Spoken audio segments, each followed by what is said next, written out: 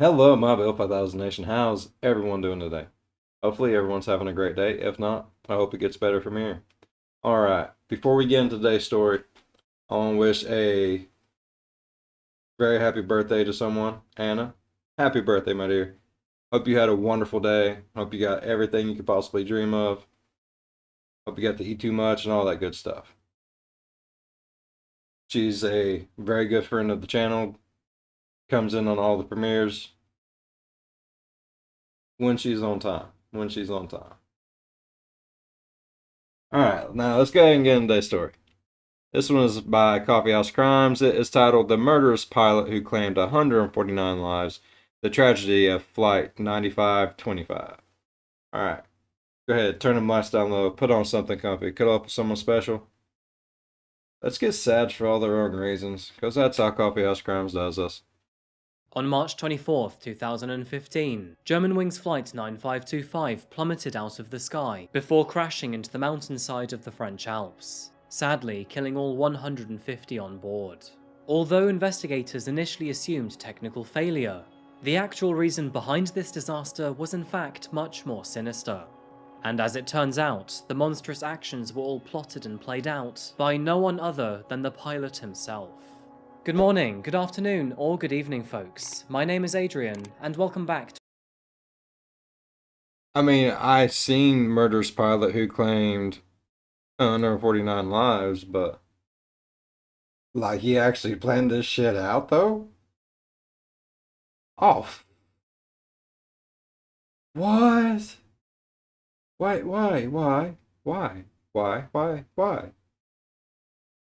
I just figured this is gonna be like, oh, he was negligent.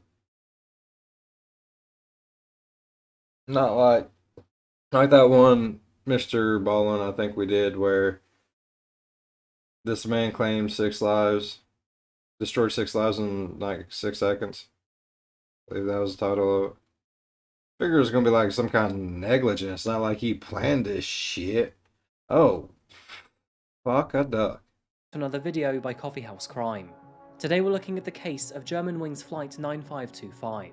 Now this is slightly different to my usual format today, but this case highlights the fragility of mental health, weaknesses in former airline processes, and our absolute trust in pilots. By the way, just to let you know that I post solved, unsolved, and strange cases here weekly, so if that sounds like your kind of thing, please consider subscribing to Coffeehouse Crime. And now with that said, go grab yourself a coffee, pull up a seat, and sit back, my friend.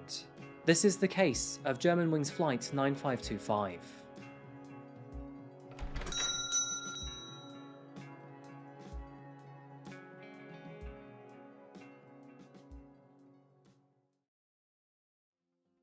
A famous author once said that life begins at the end of your comfort zone.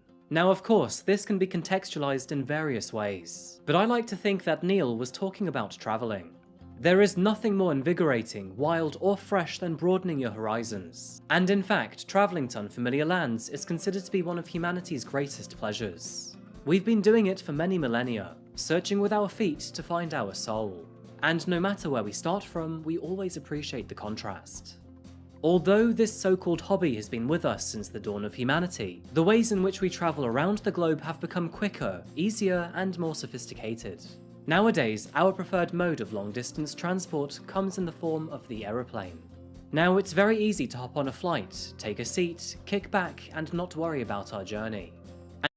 I've in the past little bit, I've heard way too damn many stories about airplanes. I never, ever, ever want to get on a damn airplane. Ever. I know the statistics, but those statistics are going to be even higher if you fly on them all the time. I have no statistics because I do not plan on getting on one of them sons of bitches. I'm not going to be, oh, it's only going to happen like once in 100,000 times. Well, it ain't never going to happen because I ain't never getting on one. If I can't drive, swim, I ain't going, I ain't doing it. I'm on the fence about even driving or swimming. And although more than 100,000 flights happen every single day, many of us still hold on to that inherent fear of disaster.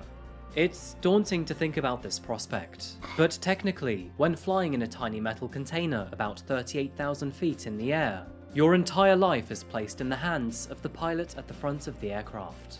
And although they are vigorously trained and conditioned with years of experience, they are still, like the rest of us, just a human. Keep this in mind as we travel through this story. We begin our— He has made the fear even more real now. So,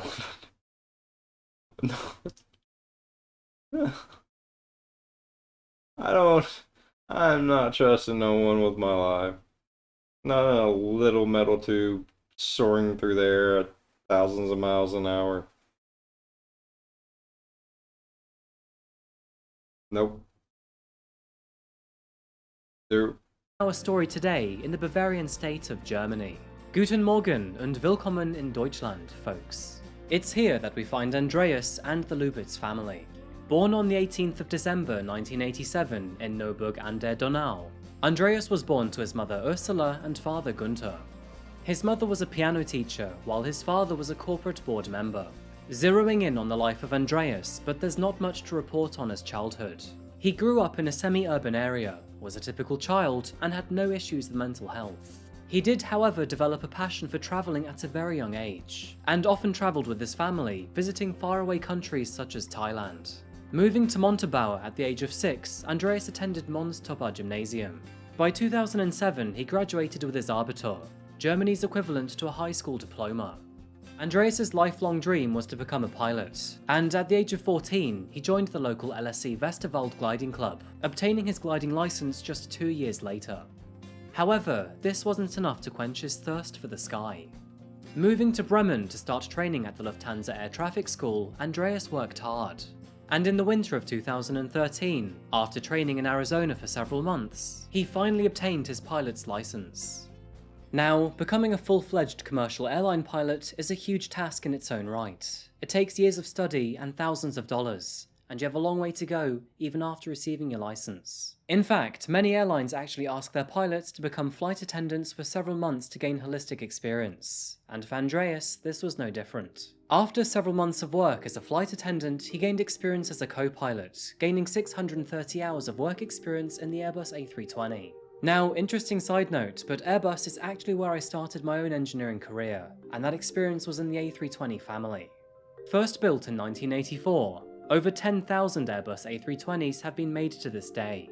Being a single-aisle aircraft with twin engines, they are typically used for short to medium-range flights, and the standard model can hold up to 180 passengers.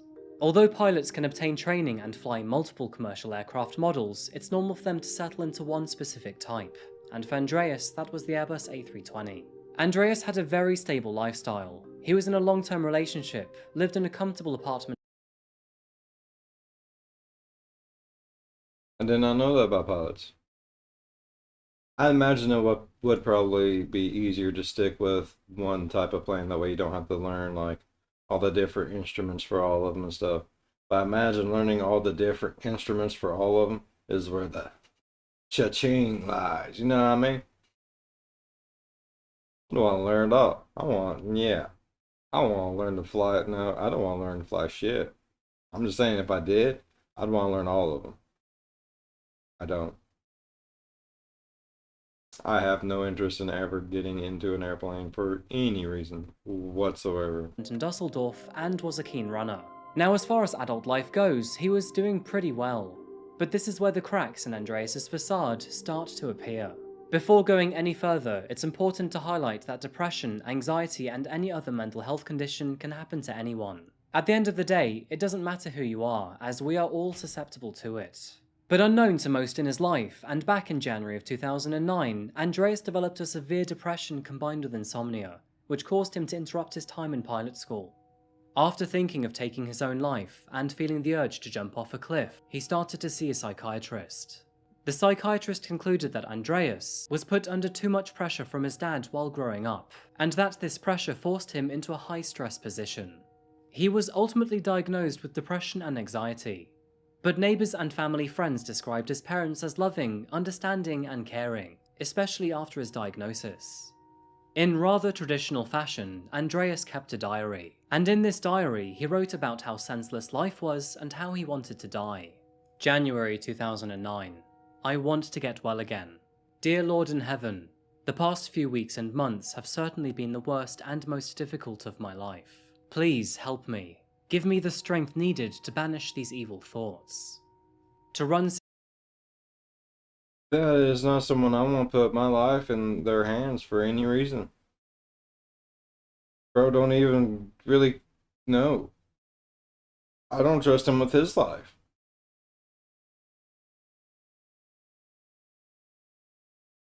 Nah, the fear is real. I'm never getting on a damn plane. Oh shit.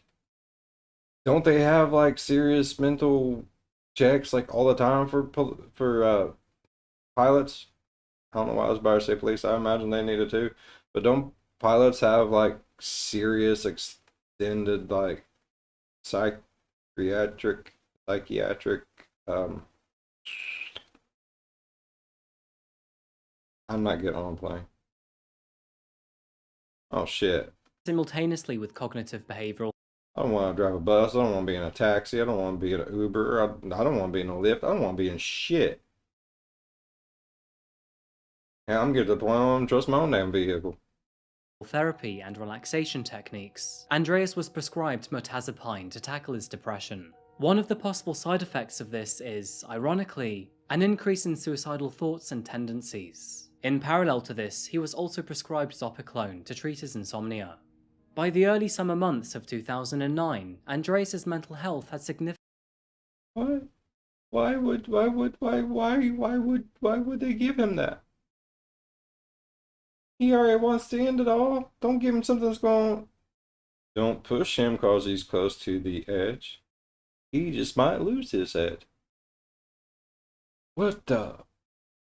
Significantly improved. His psychiatrist certified that he had made good progress, and even assumed that he would make a full recovery. And this, of course, was the news Andreas had been hoping for. You know what they say about people who assume? I don't remember how it goes, but I know they say something.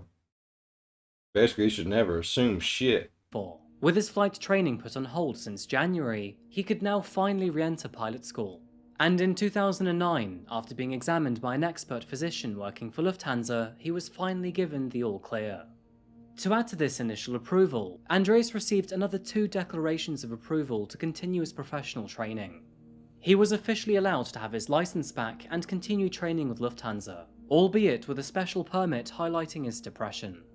Writing in his diary on July 16th, 2009, Andreas said, "I am so touched that tears well up in my eyes. Everything is actually fine again. Huge thanks go out to my family, especially my mother who saved me from the worst. I also want to say to my sweet girlfriend Catherine, who was with me through the darkest days of my life and also never gave up hope, but thank you for staying with me." Fast forward 5 years, and now back to the point in time where he had finished flight school, but Andreas was in a much different headspace. Come December 2014, he formally requested Lufthansa to remove the special permit from his pilot license. And there was one very special reason for this. Andreas was becoming irrationally paranoid about his eyesight. He began to worry that maybe one day he would go blind, and even if he did marginally, he would lose his job and his license. He therefore wanted to get a specific kind of insurance for young pilots. If he were to become disabled, then they would reimburse him the 60,000 euros he had spent on pilot training. However, there was only one caveat. He was not eligible for this type of insurance with depression listed on his permit. Despite his special permit condition, Damn. That's fucked up though. So just because he's a little kooky, he can't get the insurance to reimburse him for his stuff? That's not fair. That's not fair at all. You can't control mental illnesses and depression and shit happens. Poor guy.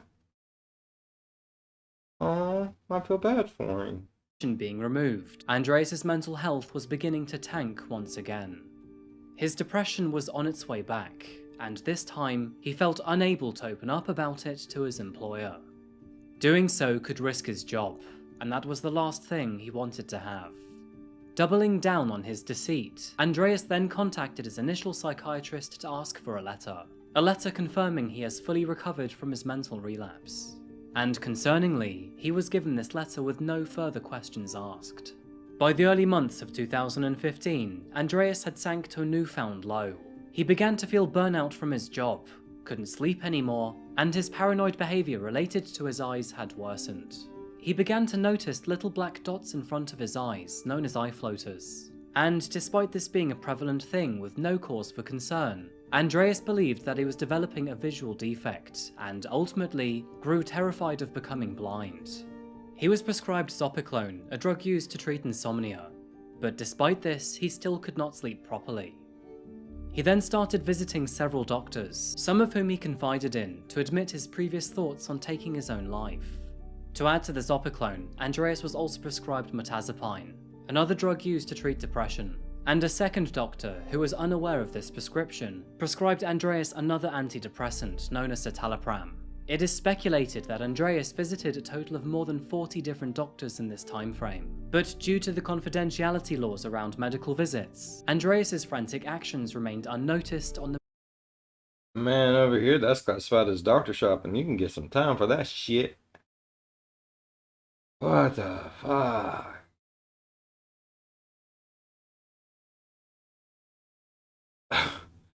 the couldn't some of these medicines counteract with some of the other ones and make things 10 times freaking worse? Oh, good golly, Miss Molly. medical radar. And, in fact, things would get even worse. On March 10th, 2015, he was recommended by a psychiatrist to admit himself into a psychiatric unit, as he was afraid that Andreas was entering a state of severe psychosis. Despite being formally served with a notification of illness letter, Andreas rejected those orders. And rather than admit himself into a local hospital or call off work sick, he began to research ways to end his own life. Some of the results on his internet search history included painless poisons, becoming blind because of light and stress, overdosing antidepressants, death with petrol, and finally, cockpit doors. And this combination of stress, depression, deceit, and substance abuse would reach a deathly peak in March of 2015.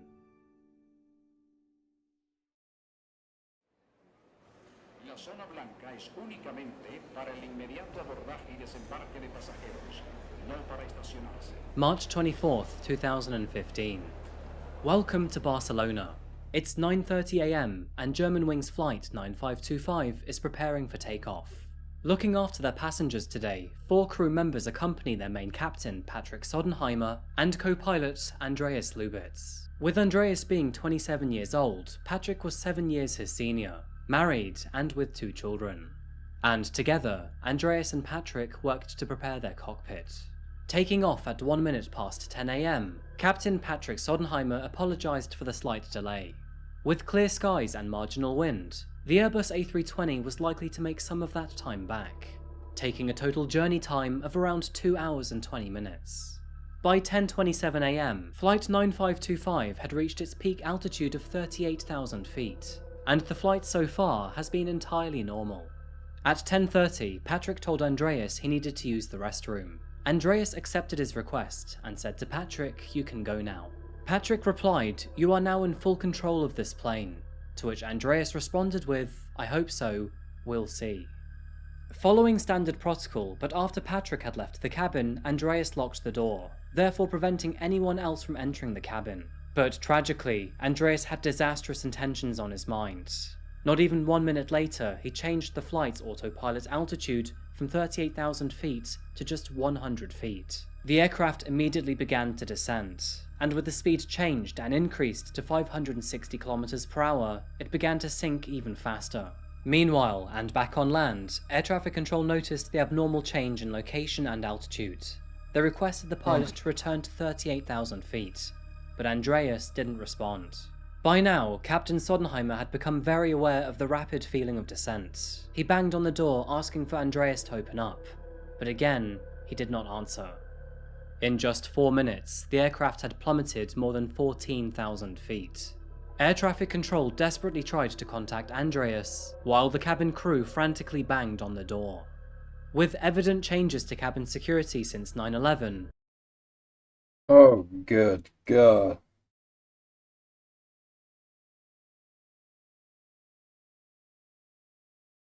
It was a 2-hour flight. He should have held his pee-pee. No. Oh. And with all the updated security to the cabins of airplanes due to 9/11, yeah, it would be virtually impossible for anyone to just bust down the door and go in there. Man. There was no possible way for anyone outside of the cabin to gain entry, and with the reinforced door with 3 latches, forced entry is almost impossible. Normally, Patrick would have requested re-entry to the cockpit using the aircraft's phone system. Andreas would then permit access using the lock toggle, but this time it was ignored. In the case of an incapacitated pilot, the lock system can be overridden by entering an emergency access code on the external intercom. If the pilot makes no response within 5 seconds, then the door is unlocked. But in Andreas's case, he overrode the override sequence, and with this function having a 5-minute cooldown, they were all at the mercy of Andreas, who was in the cabin, breathing calmly. By 10:30 AM, Flight 9525 had dropped enough altitude to be level with the Alps. Andreas was flying dangerously close to the mountainside, so close that the right wing struck it. As the flight's intercom records passengers screaming and crying, the sound of metal can be heard against the door. We don't know what was being used, but Patrick was using either a fire extinguisher or a crowbar to break in. The aircraft's alarm rang throughout the cockpit, slowly and sternly exclaiming, "Terrain, terrain, pull up, pull up." Master caution warning, master warning played as the robotic backdrop to Andreas's calm, relaxed, collected breathing. And at 6 seconds past 10:41 AM, all of these noises ceased to exist. Flight 9525 had crashed into the mountainside.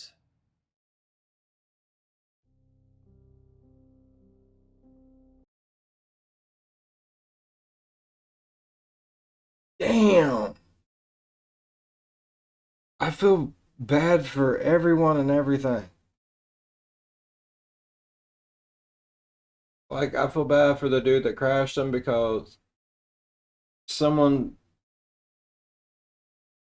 out of the 40 freaking doctors and everything, someone should have got in touch with his employer and been like, hey, don't be putting crazy on the plane. It's not good for no one. Somebody.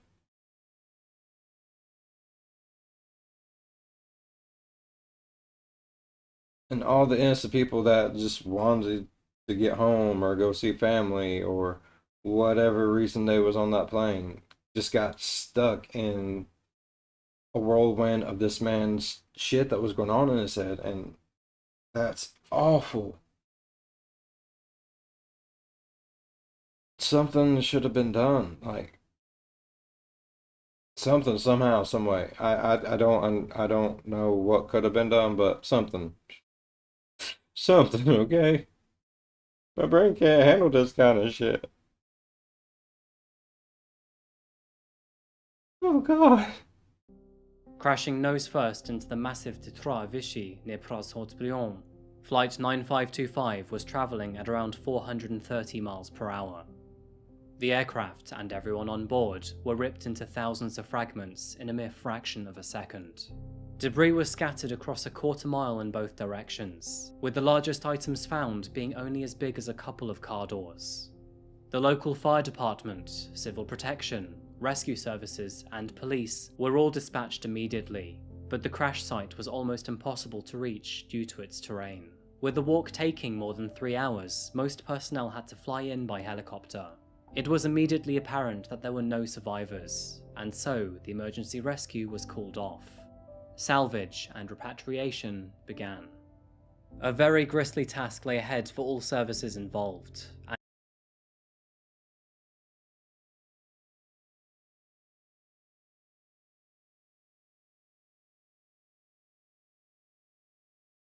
The largest piece was the size of a couple car doors.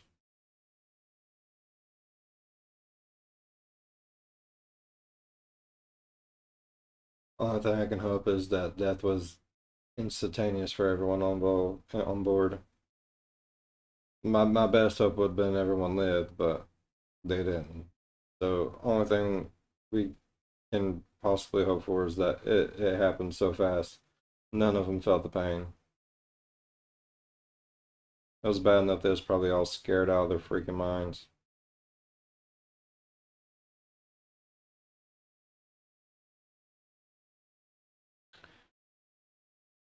Alright,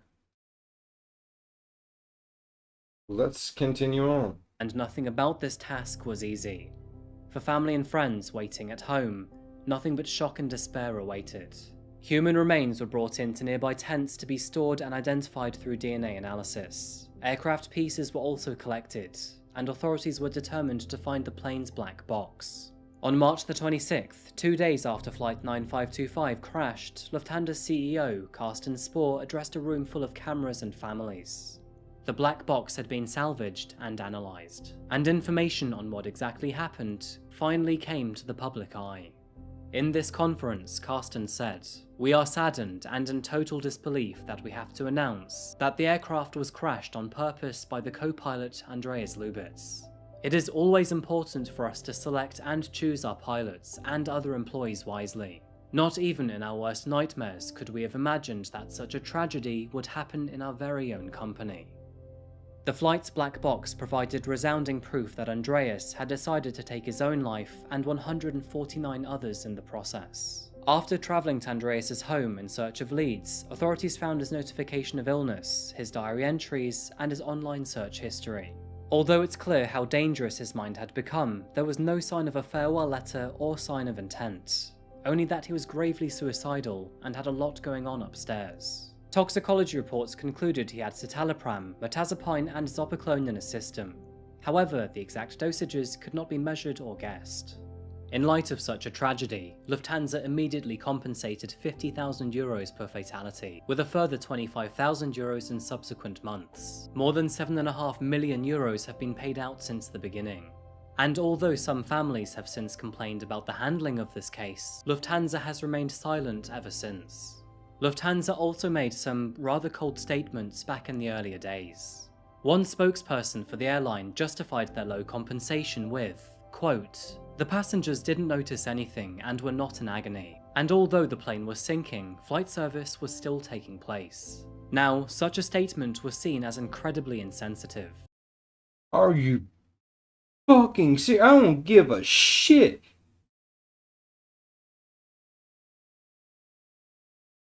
Oh, bro. I would have went somewhere and I would have bitch slapped every single last damn one of them. I'm sorry. I would have.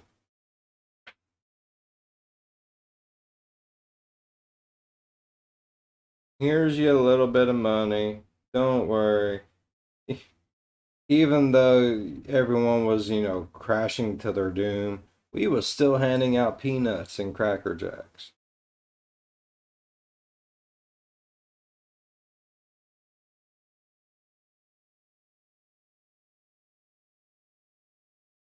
I'm sorry, I would have lost my damn mind.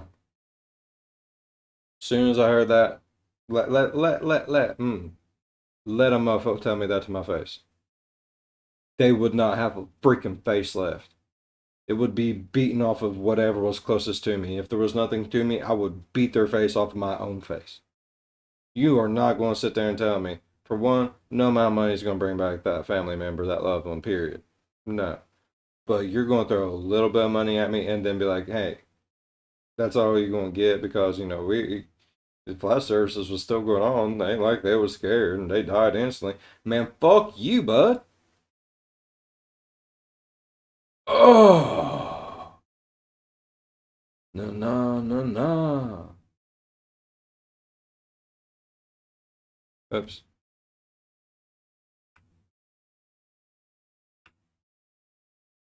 I think we was there. Okay. Sorry. I fat fingered things. My brain just gooped into Ugh. And although the black box recording has not been publicly released, the transcript is available online. Let's be very clear here. All passengers would have been filled with severe emotional distress. And even if we play along with the ridiculous assumption, but the service trolley would have rolled back from the steep decline. All passengers felt the rapid change in altitude. They heard the captain shouting and banging against the door. And finally, they would have seen the mountains coming closer and closer. All 144 passengers and 5 crew members were prisoners in their own seats, knowing they were likely about to die. So to the spokesperson who said that their passengers were not in agony, but in contrary, those 10 minutes must have been agonizing. Manslaughter proceedings. Those 10 minutes was probably the most fear-ensued moments of those people's lives leading up to their death. Oh my god, please tell me. Please, for the love of God, tell me this mofo got fired and someone found out where he lived, went there and just bitch slapped him.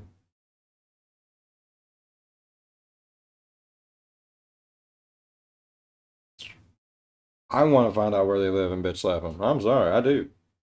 Oh, let me tell. Ooh. No. Proceedings were eventually dropped, and the French court has since closed its inquiry into the deadly crash. It was concluded that no one could have foreseen Andreas's terrible actions. They also No one other than the 40-some freaking doctors that was taking care of him, which any of them could have found out where he worked and turned it in. I mean, yeah, the insurance, right? How is he affording to go to these doctors? blocked any further legal action against the directors of Germanwings, Lufthansa, and all of Andreas's former doctors. Since the disaster, Germanwings has also changed its name to Eurowings, and now no longer acknowledges its former name. Now, it must I wasn't here after all that bullshit. Germanwings who? New phone, who this? be noted that Germanwings, the aviation medical service, and all of his bosses were not aware of the special permit conditions. This sort of thing was kept confidential by Andreas. Still, to this day, no one takes responsibility. Every doctor was tied to medical confidentiality, and Andreas worked hard to keep his health concerns secret. There are a few strange side notes to this case. For example, I'm sorry, I don't care about doctor-patient confidentiality. If your patient could potentially take the lives of 149 people, who gives a fuck? Tell someone.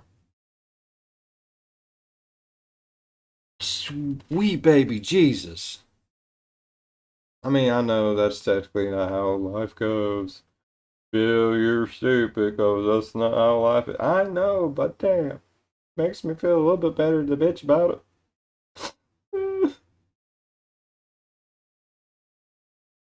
I know. We only got 4 minutes left, people. We can do it. just one day before the incident, Andreas flew an empty plane from Dusseldorf to Berlin with another pilot. During this flight, they talked about 9/11, and how before it was customary to leave the cockpit door open for passengers to say hello. Andreas didn't react to his co-pilot's statement. Instead, he returned home that very night and signed a living will document. On the morning of the incident, Andreas was spotted chatting and even joking with colleagues. He remained calm and seemed to be at peace. It was also noted that on his second last flight, Andreas briefly switched the altitude from 38,000 to 100 feet before quickly returning it to normal. This means that he rehearsed what he was planning to do. The man had plenty of time to change his mind. Tragically, despite being aware of the severe loss of life he was planning to take with him, he failed to change his monstrous mind. This is very different to my usual true crime videos. It is impossible to pay adequate tribute to the innocent lives lost that day. And it's hard to grasp how one man could single-handedly kill so many.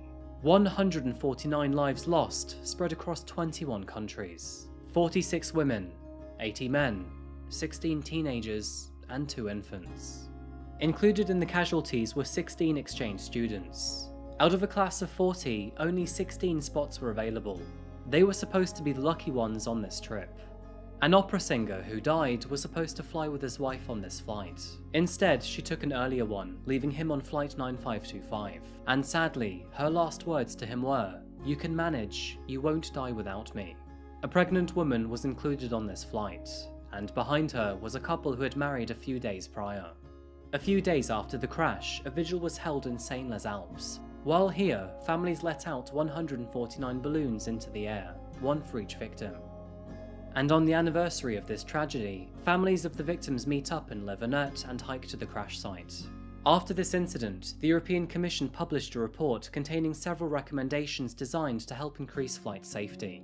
This includes the principle that 2 people should remain in the cockpit at all times. Pilots should also undergo a psychological assessment before commencing flight service with an airline, and all airlines must now conduct unannounced random drug and alcohol screenings. Aeromedical data has also become more transparent, and airlines now provide low-threshold support services for pilots with physical and psychological problems. While it's great to see that both mental health and security measures have been strengthened throughout this incident, it is sadly all too late for those on board. It's sad that it took something like that.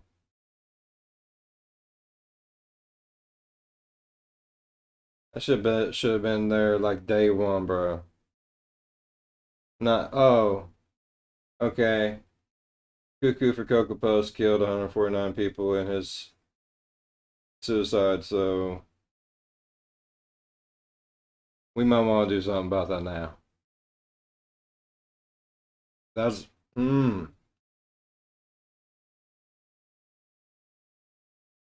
I don't ever want to get on a plane. I don't want to get in anything where someone else is taking me from point A to point. If I can't get myself there, I ain't doing it.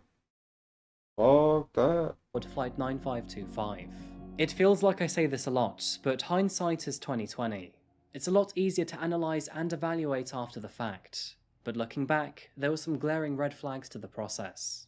I hope that all of those affected by this tragedy find peace in the future, and the very best we can do is learn from our mistakes. Other than that, I'm not sure how to wrap this one up. I mean, I do sympathize with Andreas's mental health issues, but his actions... Very much so. It's not his fault he was going through the stuff that he was going through. Anybody can go through it. I just wish someone else would have noticed that could have done something about it. I don't want anyone to think that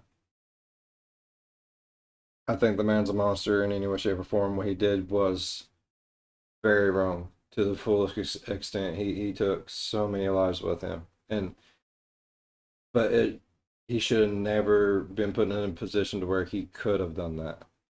Something should have been done. I'm sorry.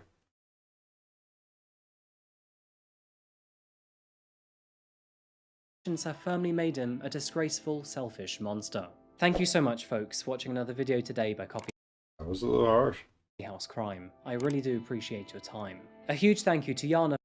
I mean, I agree to an extent. He only monsters can kill that many people, but he wasn't him. And we don't know if these medicines could counteract with each other and make things 10 times worse. I mean, one already said and it made suicidal tendencies 10 times worse. So, you know, I do believe that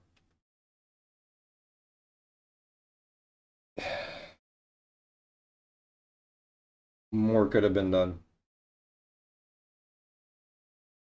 on everyone's part. When it comes to stuff like that, there should be an open line of communication between whoever, employer, doctors, any healthcare provider, even, you know, police officials and stuff like that. I think there should be an open line of communication when it comes to mental health. And I understand a lot of you out there is like, well, that goes against HIPAA laws and doctor-patient confidentiality. Yeah, probably. But if one person would have spoke up, 149 lives could have been saved.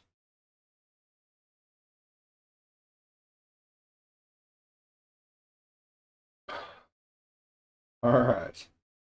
If this video tore you up as much as it tore me up, I about cried. Like, no lie. Like, it got moist. Oof. hit that thumbs up. Go down there and beat its face off of your face. Just, nah, nah, nah, nah. You're a fan of the scary, spooky, strange, deranged things that just make you want to cry ever so tenderly into your pillow at night. Think about subscribing, and I guarantee you, you will cry. Somehow, somewhere, some way. It'll happen one day when you least expect it. You'll be sitting there. As always, be good to one another. I'll see you in the next one. Bye bye. Oh my lord, that I'm not. No, I'm not getting any kind of aircraft, boat, car. I ain't. I have become agoraphobic now due to the videos I've watched. So from here on out, we are going to be known as the agoraphobic nation.